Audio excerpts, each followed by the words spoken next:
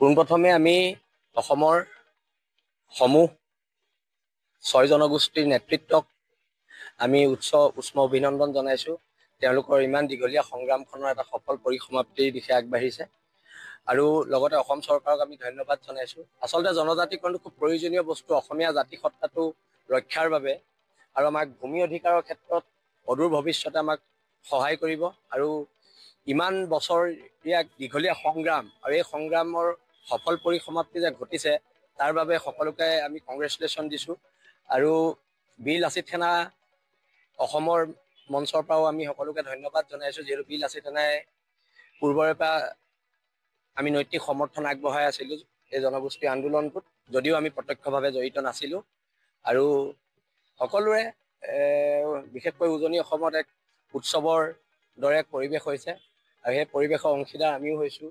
মোৰ পত্নীও আহোম সম্প্ৰদায়ৰ ছোৱালী আৰু এই যিটো জয় হৈছে এইটো জয় খিলঞ্জীয়া জাতিসত্তাৰ জয় হৈছে আৰু আমি আশা ৰাখিছোঁ এখন আইন অতি শীঘ্ৰে ইমপ্লিমেণ্ট হওক আৰু ইয়াত মুখ্যমন্ত্ৰীৰ ভূমিকা লক্ষণীয় হ'ব আৰু অসম চৰকাৰৰ লগতে অসমৰ মাননীয় মুখ্যমন্ত্ৰী ডাঙৰীয়াক বীৰ লাচিত সেনা অসমৰ হৈ আমি ধন্যবাদ জ্ঞাপন কৰিছোঁ।